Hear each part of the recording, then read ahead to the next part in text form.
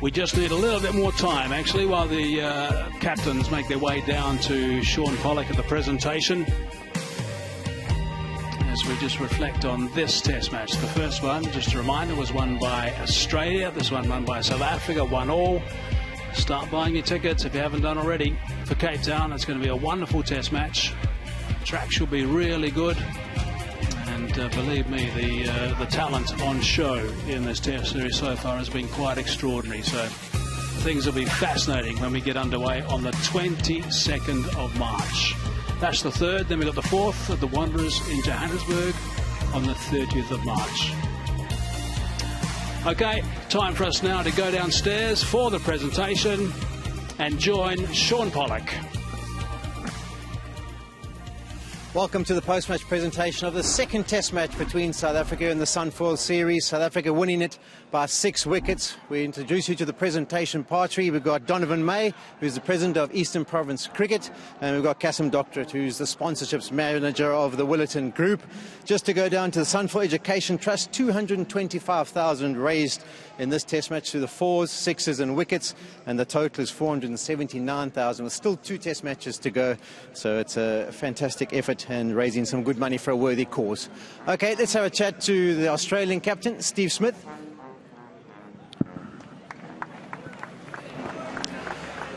Steve, we mentioned at the last test match that there's no doubt that South Africa would be trying to fight back. There was a bit of fight from them this time. Yeah, absolutely. They outplayed us in every aspect of the game. I think AB was obviously unbelievable and probably a big difference between the sides, the 100 he scored in the first innings. But, we weren't too far away. It was probably 75 runs in the first innings, 50 in the second, and, it might have been a different ball game, but we were certainly outplayed. No regrets about winning the toss and deciding to have a bat first? Could have gone either way, really. It was a tough decision. Having said that, we got through the tough period. We were 1 for 100 at lunch, losing a wicket right on the break, and those guys played exceptionally well up top. It was probably just when the ball started reversing that we let ourselves down a little bit. Rabada bowled exceptionally well, obviously, and opened our middle order up in both innings. But yeah, it was, as I said, I think it was probably 75 in the first innings and 50 odd in the second, and makes something to chase for South Africa. Unfortunately, 100 was a little bit too short. You talk about the performances AB and KG. Can you pinpoint the exact time where you feel like the test match got away from you? Yesterday morning was probably a tough one. With only needing 3 wickets, I think it was, in the morning session. We were hoping that we could get them quickly and maybe have a lead of around 50 odd, but 140 was a lot. We were going to have to bat extremely well to build something that we could bowl at, and as I said, 100 wasn't enough. Unfortunately, we couldn't get as many as we would have liked. You haven't been behind often in test matches in the distant past. New experience, but happy with the way your Chargers fought this morning? Yeah, I thought they came out really well. The boys were able to take a few wickets there at the end. Got AB out conventionally for the first time this series, which is nice. Gives someone like Gaz a little bit of confidence, perhaps. And we fought right to the end, but weren't good enough and were outplayed. Nasty setup for Cape Town. Now you guys have got 8 days off. What are you guys going to get up to? 1-1 halfway point, so makes for an exciting rest of the series. We've got a bit of a break now. I think 3 or 4 full days off for the boys to do what they like, refresh up, and a couple of days good training before we get into the next test match. But it's an exciting one in Cape Town. It's a tremendous city, and we're excited about getting there for that test match. Both teams like to fight back. We look forward to your fight back in Cape Town. Absolutely. Thank you. Thanks, Steve. Thanks very much for your thoughts. Next, we move on to the man of the match, and there's some quality performances, particularly from the South Africans. We can't forget AB de Villiers, 120-odd in that first innings for South Africa, batted supremely well. But at the end of the day, it was decided for his 11 wickets in the test match. It's Kagiso Rabada. He's going to pick up his man of the match award from Kasim Doctrine. And then once KG's had the photos, he'll be over here to have a few words with us. Oh, bold KG. Must have really enjoyed that. Another quality performance from yourself. Yes, I'm glad. Put in the preparation and things happened for me this test match.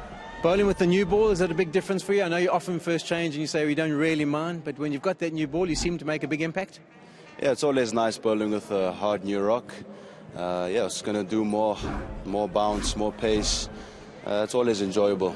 From the commentary box, we observed your lengths. We really felt that your lengths were superb throughout this test match to pick up those 11 wickets. Yeah, that's something that needs to be on point when you're playing against good batters, and that's what we're preparing before the game, and I'm glad that it came off. Came out to bat at number 3 and got some runs again. You must be asking for a promotion in the batting order. No, I don't think so. I think I'll stick to night watchman. Yeah, I just came in, tried to do my job, and the next morning try to play some shots. Okay, well, it was a quality performance. You picked up 11 wickets. If you had to pick one of those deliveries which you felt was the best one and the one you enjoyed the most? I guess probably the one to David Warner was quite special. And your role to pick up wickets up front and with the reverse swinging ball and to keep coming back and showing energy, you managed to do that superbly. Yes, Australia were never going to give in easily, and you always have to come in, get into the reserve tank and do your utmost best, because they're not going to roll over easy. I'm just glad that it's worked out. How much energy did you have in the tank this morning? I think I could have bowled 1 or 2 more spells, but yeah, it's tough work. Okay, well, another 10-wicket haul for you. Fantastic bowling. Congratulations, man of the match. 11 wickets. Well done. Thank you. Kagiso Rabada, our man of the match for a fantastic bowling effort. It's going to just have another photo with the presentation party. And now we're going to move on to the South African captain, the victorious South African captain. If he come up and have a chat, Faf du Plessis.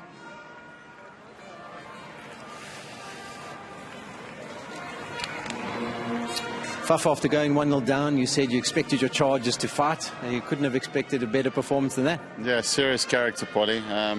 I thought we played a really good brand of cricket this game. There was periods of the game which we absorbed really well. And my mind goes back to Dean and Hashim's partnership there, where it was tough. You know, the ball was reverse swinging a lot.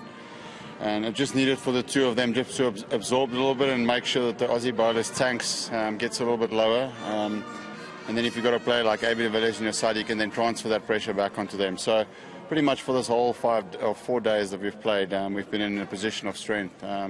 So that's a great turnaround from the previous test where it was the opposite. Take you back to day 1. You 1-0 down in the series. You lose the toss. You have to go into the field. 98 just before the lunch break without a wicket. You're starting to doubt the team? Yeah, the first hour was brilliant. We bowled really well. But then we had a bit of a 45 minutes to an hour where we just went to the beach for a little bit. And we came back once again brilliantly. And that's, I suppose, every time this team gets challenged with their character, I think that's our strongest asset as a team. So to come back from that position and to still have the belief to have a lead once full, and also bowl them with that, you know, the second innings bowling spell of Kagiso Rabada, first innings as well, absolute champion of a bowler. So really proud of him. It is a team effort, but some quality individual performances, in particular you mentioned AB and KG standing up when they needed to be counted. Yeah, they were on a different level this game, Polly. I mean, AB looked like he batted on a different wicket to all the other batters. So really good to see him in top form again, really hungry, as I said before this series. So really looking forward to him playing a huge part in the rest of the next upcoming games. KG was exceptional. As you could see, there's, as I said before this match, there's 2 bowlers that gets excessive reverse swing, obviously Stark and Kagiso. But his control has really impressed me, you know, going both ways at pace, not bowling a lot of bad balls, exceptional bowler. Also nice to see some of the other guys getting into the series who haven't maybe featured so far. Yeah, I mean, that's what it takes, you know, you get your guys that will shine in different games. But as a bowling unit, we went to 2.8, we kept them quiet. We know for the Australian team, if you can keep them quiet, that's half the battle. And also the partnerships with the bat, you know, as I said, Dean and Hashim, great runs for us as a team, and just doing the hard, gritty work for AB to unleash some serious 360. A little bit concerned about the result of KG's hearing? Yeah, I mean, it's disappointing for the series. You know, you want your best players playing in the series. Similar to what was said about David Warner, and you know, trying to play in the series. For us, it's expecting that your best players play in the series. So we'll still challenge that to make sure that we can have them still play a part in this series. I think it's important for the game that your best players play. 1-1 in the series, you go to Cape Town, you guys like playing at that venue. What's going to be involved in the build-up? A couple of days off and then preparation? Yeah, just a couple of days to get away from the game a little bit, refresh your mind, because it's been obviously 10 tough days of cricket and it was back-to-back, and then we'll come back and practice hard and make sure we're ready for that next test. Okay, well, thanks for your thoughts. We look forward to seeing you in Cape Town. Thanks, Polly. That concludes the post-match presentation. I hope you enjoyed the thoughts of the captains and the man of the match. It's all set up beautifully for Cape Town. Never a truer word spoken by Sean Pollock. There's the game, 6-wicket win in the end for the South Africans. There was an element of few this afternoon. You could sense that little sigh of relief around South Africa, people glued to their television screens. Sadly, only a few here in the ground, but as we know, the attendances for these first 2 test matches haven't lived up to expectation. Graham Smith, who's standing alongside me, is quite convinced that Cape Town will offer a much stronger audience. Well, in general, it's our best test ground in terms of attendance, and I expect the South African public, the Cape Town crowd, to come and turn out in numbers. Test match series is set up beautifully. So many little mini battles and stories going on within the 5 days there. I think this one's offered another wonderful test match to watch and view, some incredible performances, and I expect that one to have good crowds and to offer a good challenge between bat and ball. Now, 4 years ago it was the same story. PE is actually called Comeback City. It is, and I was playing in that test match, and you know, it's great to see the South African team bounce back, because they were blown away in Durban, you know, really dominated on most fronts, and I think they needed some big performances here from some big players. Rabada stepped up, de Villiers stepped up, and I think there were some important confidence boosters for some key players like Dean Elgar, Hashim Amla. I think Ngidi came in and showed that he's got something, yeah, I guess the only disappointment in this game is what's going to happen with Rabada in terms of suspension. Yeah, well, just a reminder here, we've rushed into these wickets. I mean, these are what the wickets that South Africa desperately needed this morning. I mean, they couldn't face the idea of a real problem, could they, today? You know what I mean? They had to strike this morning. Well, just where the series is situated and the desperation to level the series, I just think it was so important that they started well today. And again, you know, Rabada did that first over, knocking over Mitchell Marsh, and they just managed to get on a roll from there. So the chase was really, for me, never a real issue. Maybe 1 or 2 soft dismissals within that, but you know, I think all in all South Africa were in control and have dominated since day 3. We say day 3 is obviously a big day in a test match, and South Africa threw de Villiers in the tail with a bat, took control, bowled well this morning, and went on to level the series. Okay, well, you say South Africa were in control. There will have been some people worried when a couple of wickets fell, and in the end 4 fell, and a couple of big names in there. That one, Dean Elgar, a mistake that he made in Durban. At any stage did you think, oh, I don't know about this? No, I think the way de Villiers came in and played really just killed that opportunity. You know, I think his quick fire, 28 or 30, you know, just sort of killed most of the chase. Hashim trying to be positive at the end. I think the only, you know, is that Du Plessis and De Bruyne have been out of form, haven't had a lot of cricket, and maybe from that perspective people would have thought, oh, what's going on here? But 20 to get really, you know, should be a doddle, and it was. Okay, we're lucky enough to have Otis Gibson, the South African coach, come to chat to us, so Otis can come and join us now. Look, he's just cruising over. There's never been a Barbadian in a hurry. Hey? There's such dudes. Come in the middle here, Master. How are you? Well done. Thank you, thank you. Many congratulations. You must be thrilled. Yeah, absolutely. You know, it's obviously 1 down in the series. You have to put up a fight to come back, and I thought the lads fought very well over the last 4 days. You've never doubted the character in your team? Absolutely not. You know, a lot of strong characters. I want us not to be that team that play from behind all the time, you know, but we know we can do it. But I want us to try and get on the front foot a little bit more, and I thought over the last 4 days we tried that. When you arrived here, fresh from England as bowling coach and previously West Indies as the #1 man, what were the things you really wanted to instill into the team? Again, that sort of positive, aggressive mindset. Again, getting on the front foot, like I said. When I was sitting in England and I thought I could come and work with Dale Steyn, Kagiso Rabada, Morne Markle, there was thoughts of Lungi and Gidi in the background as well. You know, those are exciting guys to work with from a bowling point of view. And then you have somebody like A.B. de Villiers, Hashim Amla, young Tembe Bavuma, my captain, a lot of strong characters, you know. So there's so much ability in the team, and we need to have belief not just in adversity, but belief from the onset. Right from the beginning, go out there with a strong attitude that you can do well and try and dominate from the beginning. And were there differences to working in other countries when you came here, the areas that you hadn't predicted? Look, selection is a tricky issue. You can't get away from it. And for the most part, we've tried, and I think Linda Zondi, the convener of selectors, has been outstanding. The way he's sort of guided me through the whole process. I've needed some guidance at times, I'm not going to lie. But we've got there. We've picked a lot of really good teams and a lot of really good players over the last 6 months since I've been here. And, days like today is massive for the confidence of the whole group. Graham, you must be so pleased with Lungi Ngidi, having had a chance here, and a lot of people were wondering why he replaced Morne Morkel for this game. He really responded, knocking over important players, showing skill and heart. Yeah, absolutely. I mean, a guy with huge potential. I think that's the most important thing also to realise that he's very young. I mean, we watch him in the mornings working with Otis on different actions and different various things that he's trying to develop. And I think at the moment, the challenge that Otis is probably facing at domestic level, the standard probably is not where it needs to be. So a lot of these talented guys are learning their trade when they get up to the national team, which is, from a young perspective, hopefully something that Otis with the other coaches will want to get right. But I think it's just great to have that talent coming through, and obviously you've got some big decisions to make now with whatever happens with KG. But how are you going to manage this next 2 weeks? Have you got some guys going to play domestic cricket, or guys getting a break, or what's going on? The guys that are here with us that have been playing in the 11 will most likely have a break. I think there's an opportunity for the guys that haven't been playing to go and play and get some match time, some time in the middle.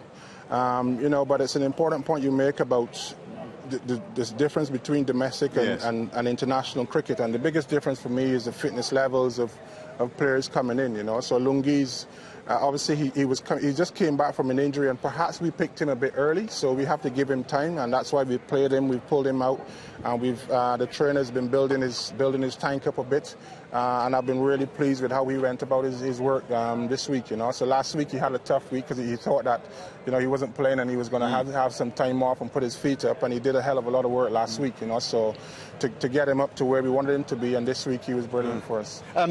Otis, nobody's been more impressed with KG than Alan Border, who's staggered that he's 22 years old and has the maturity to bowl the way he bowls. Yeah, and the brain, I said before, when I started working with him, he's a bit of a sponge, so he soaks up a lot of information very quickly, and he's a deep thinker about the game, sometimes perhaps too deep. He wants to figure it all out, and you know what the game is like. It's not a game that you're going to figure it all out immediately.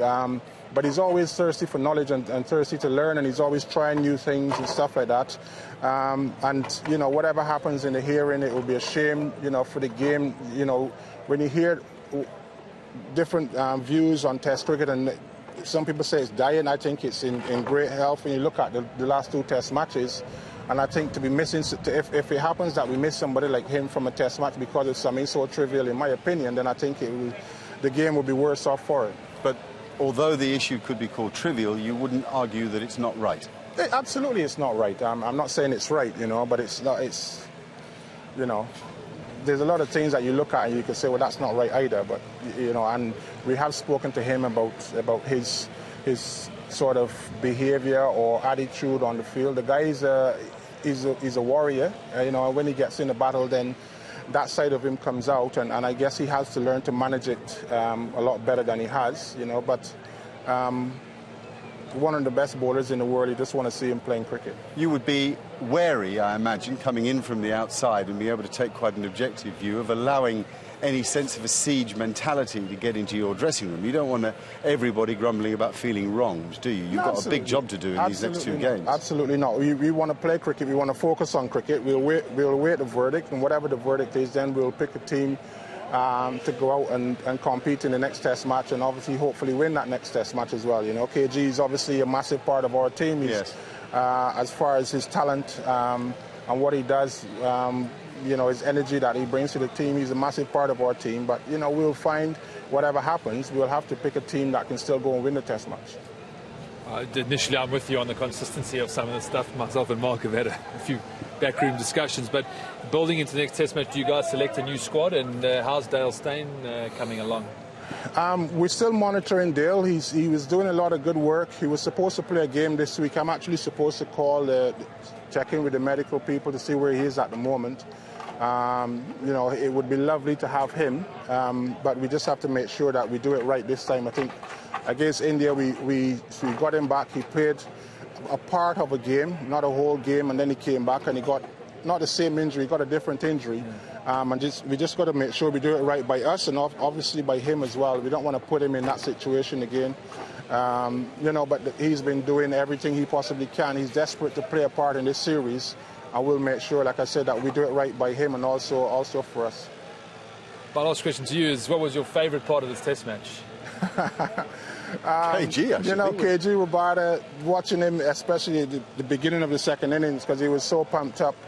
And I said, you know, I like to tell stories, and I tell stories about probably your favourite player, Malcolm, and what Malcolm taught me and some of the stuff. And I said, you need to make a statement. And then he went out and bowled 151 on a flat pitch. And that was the statement, you know. And then he dragged everybody else along with him. He got 6 wickets in the innings.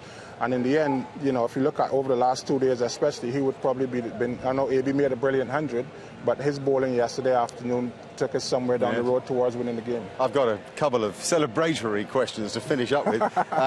AB de Villiers strikes me as close as you'd get to unique. I mean, I've seen very few players with the breadth of game and ability to apply it when it most matters as AB. Genius, I would say. I think the way he thinks about the game, he thinks about the game in a very different way to most normal players. And then there are very good players, and then there's AB. The way he goes about his practice, he knows exactly what he wants. Sometimes he will hit a lot of balls, sometimes he hits no balls. But when it all comes down to it, he look at the situation of the game and what is required now. And that's the sort of stuff that Garfield Sobers used to talk about when we were young growing up in Barbados. You know, he didn't just go make runs for the sake of making runs. He made runs when the team needed him most. And in the 100 he got in the first innings when we needed it most, he stood up, you know, and that's the measure of AB de Villiers. And a fabulous character to have around the dressing room. Absolutely, you know, look, he's hardcore, isn't he? I mean, he's tough. He's tough, and he was missing for a time, and I called him up when I was still in England, and I said, look, what's your plans? You know, I'd like to have you. This is what I'm thinking. I'd like to have you involved. And he said, okay, then he made a decision to come back and play Test cricket. He's back. He's enjoying it. He's enjoying being around the group again. And, you know, the thing is, you're long time retired, I think, Mark. You know, and when you're sitting at home and the game is on the TV and you miss it when you're not around. So he's back in the dressing room. He's loving it, and you know, knocks like he played in the first innings, and even a little cameo in the second innings are the reason why he's such a special player. Okay, and finally, guys like you and me are lucky. We get welcomed to South Africa. Yeah. This is a great country for sport. Absolutely. And a great country for cricket, isn't it? Absolutely, absolutely. You know, I've said it long before, even when I first got here. You know, I played here many years ago, and that was fantastic. And then to be invited back to be the coach of the national team is, sometimes when I think about it, I have a little chuckle to myself. I can't believe how lucky I am, and to be working with a very special group of players in the dressing room and my support staff as well is absolutely fantastic. Well done, a great win. See you on the golf course. Thank you. Otis Gibson, good of him to come over and have a chat. Graham and I will just continue to wrap things up because there's one or two things to say. He seems to have a tremendous attitude. I think experience of playing in the first-class cricket here sure helps, doesn't it? Yeah, absolutely. I mean, he would have an understanding of what cricket is like in this country. But there were a couple of things that stood out for me there. I think he's quite a relaxed character, which I think is important in a South African environment. I think creating honesty within that environment is key, and he seems to have a real honest approach to things. I like his storytelling stuff. And, you know, I think for him, he's got a group of players that have been around for a while. There's some hard characters there who've performed all around the world. And I think the most important thing that I recognise in that thing is he's got to get that team to land the first punch in many ways. They sort of sat back and allowed Australia to play, and then they react. And, you know, going into Newlands, that's going to be key. There's a little break now because the build-up into that test match, South Africa cannot afford to just sit back and allow Australia to dictate. They've got to land the first punch in 10 days' time. The punch that KG Rabada picked as the most important was David Warner. He got two terrific wickets. He was done first by Ngidi. I mean, look at this delivery. It's just an outstanding ball, just moving away and then nipping back off the seam. Terrific stuff from Ngidi. And then a similar ball from Rabada to him. Yeah, absolutely. I mean, you can see how pumped up he is. He knows that's a big wicket. Because David Warner's the one guy that can score freely.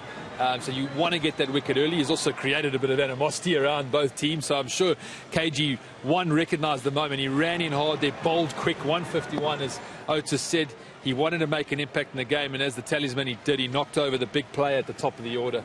Two top deliveries. OK, let's turn to AB de Villiers, because as Otis said, you know, there's no doubt if you've got a bit of genius in you, you can transcend a pitch, an opposition, anything really, and he did that in this match.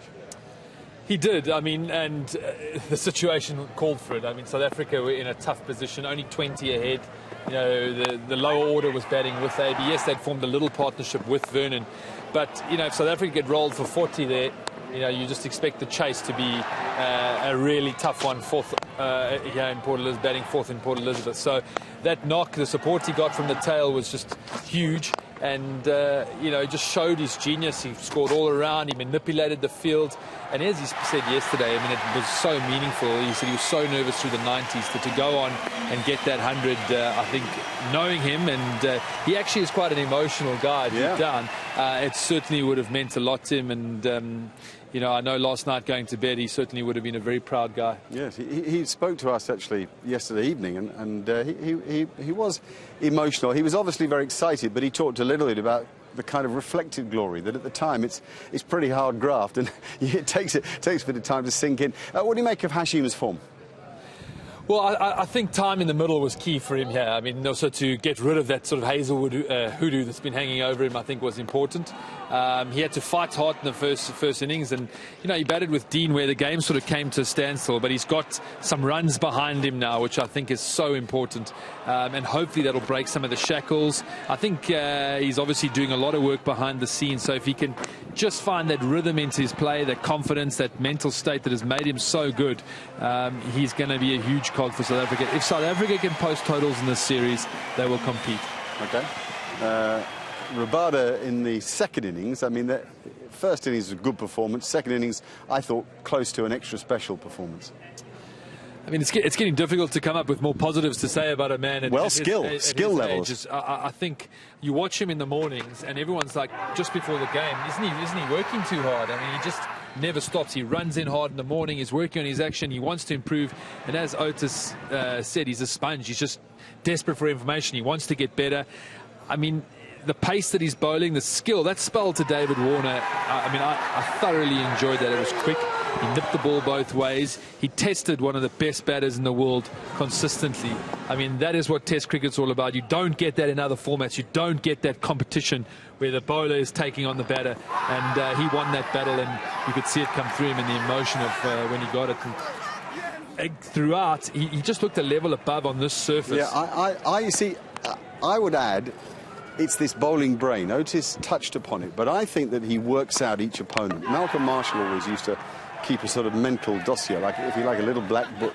And it seems he gets the opponent. He's very quick to bowl the right length at the right man.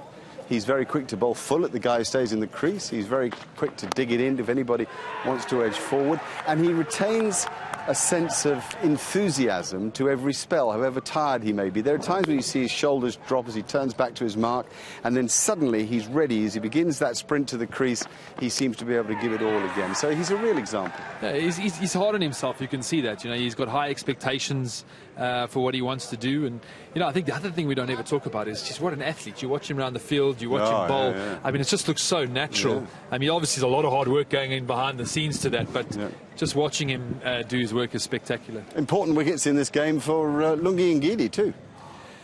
Young man, confidence at a level like this. Did well at India as the fourth bowler, but coming in here as the third seamer, people were saying, can he carry the amount of overs? Yes, Maharaj did a lot of bowling. Otis reflected on the fact that he's got to get fitter. He's quite strong and bulky. I think he's got to get lighter to be able to carry 20, 24 overs in an innings. But key wickets for him, and you know, at his age also, it's just wonderful to see the talent that he has. he's being thrust into big pressure situations. Hasn't he? If they lose Rabada now, he's going to be right in the mix there going into Cape Town. So, he's got to grow up quickly, unfortunately, at this level. They talk about being thrown in at the deep end, and sometimes that's when you find out who the best swimmers are. And it was a risk playing him ahead of Morkel, and it's a risk that's paid off. Graham, hang on a minute. Don't go away, but hang on a minute, because it's time for our round delivery of the day.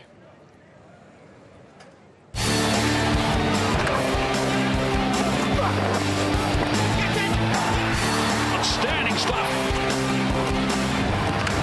Beauty. What the delivery that is.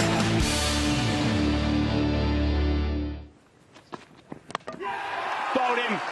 What a beauty. That is an absolute beauty. It was a cracking delivery, the in-swinger, but the pace was up.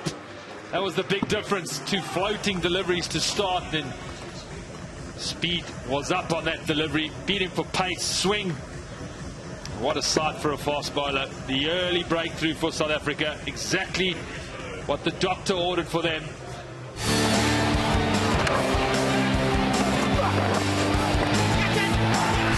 Outstanding stuff. Beauty. What the delivery that is. No great surprise there, and KG Rabada also chosen as the man of the match for his 11 wickets. Jeff Crow, the match referee, will make his judgment a little later today. There was a hearing yesterday evening. The case for the defence was mounted by the South African camp, and Jeff has to take everything into account. So it is possible, some would say likely, that KG won't play in Cape Town or indeed in Johannesburg. So what are the options? Is it Mornay and that's the end of it? Well, I don't think there's been one successful appeal in ICC history, so that says a lot for the opportunities it has. I still don't believe that it's right. I think there should be an independent guy come in when there is an appeal made. But yeah, I think obviously Mornay Morkel into the squad. We need to hear. We poked Otis a little bit about where Dale Steyn is. Yeah, but you expect the simple decision would be that Morkel will come in for Rabada in the next test. And can South Africa beat Australia with that bowling attack? Definitely. I think the key for South Africa is runs on the board. I think they've got enough options in the bowling attack. No one in this Australian lineup is averaging 40 at the moment in this series. No one's gone on to get a big score. Yes, Rabada made a huge impact in this game, but it just means that someone else has got to take that mantle up going into Cape Town. Vernon Philander does really well there. He's been nullified a little bit on the surfaces that we've played so far. If there's a bit more pace and swing, I think he'll come into play. But it's Morkel at the back end of his career that has an opportunity to finish on a high, and you hope that he doesn't get too internal, really just plays the game in front of him. Leave a bit of grass on that pitch, allow the ball to nip around a bit for Mornay. Graham, thank you. A great day this for South African cricket. They're back in the hunt and the series is alive and well.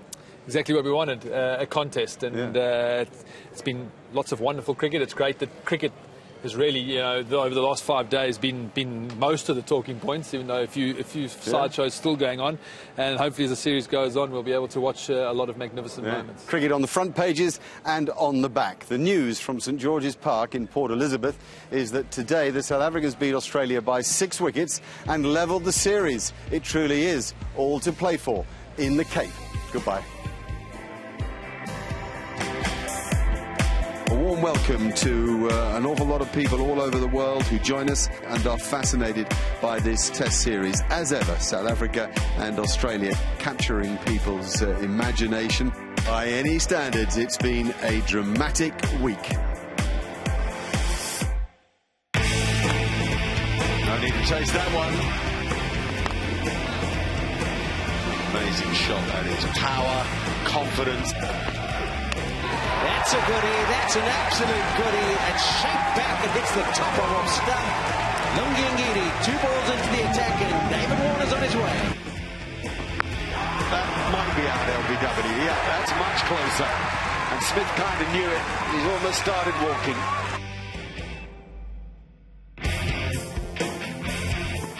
Oh, beautifully bowled, and it's a great comeback delivery as well for Rabada. That's 5 wickets for him now.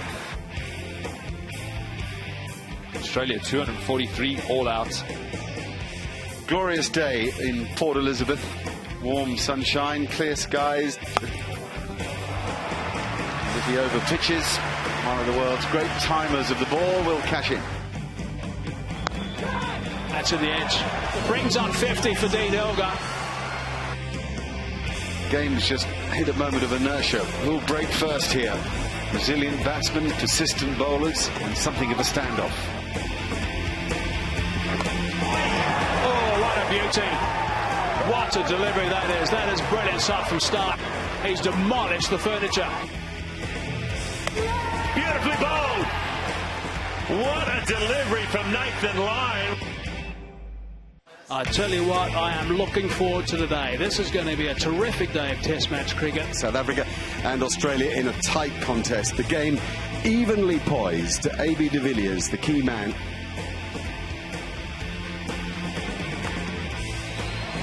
Oh, that's beautifully timed. Oh! Is that A.B.? No, Maharaj. Catch off de Villiers. Is that his 100? Yes, it is.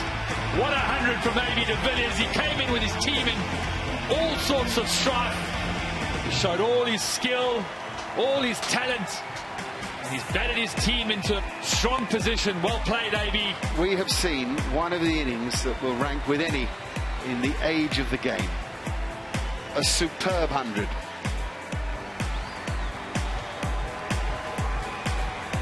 He's a class player and he changes everything. He has put South Africa in a very, very strong position. South Africa have a lead of 139.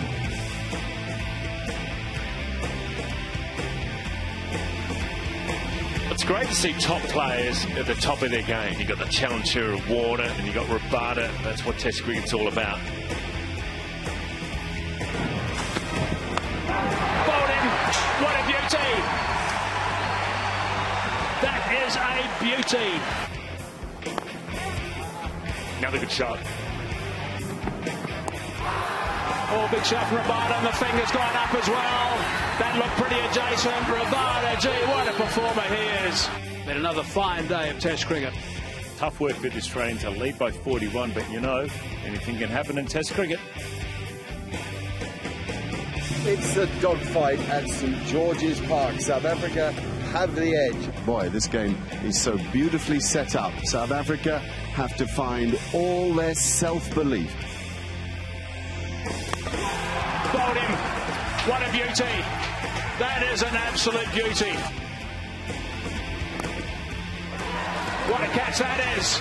That is some grab, so he's got another one. That is 5 now to Rabada. That is 10 now to Rabada for the match. That is just sensational stuff. What a performance from KG Rabada. KG Rabada. What a Test match he has had. Devastating stuff. The bare stats are this: 239 all out in the second innings for the Australians, leaving South Africa to make 101 to win the Test match. Fine shot. A.B. de Villiers. Stroke after stroke continues to impress and entertain from de Villiers. Oh, that's out. Straight to him. Down the wicket, glove, straight to short leg. Well, well, well. That's a good shot. Very good shot indeed. That's going to go for 4. And with that shot, South Africa level the series.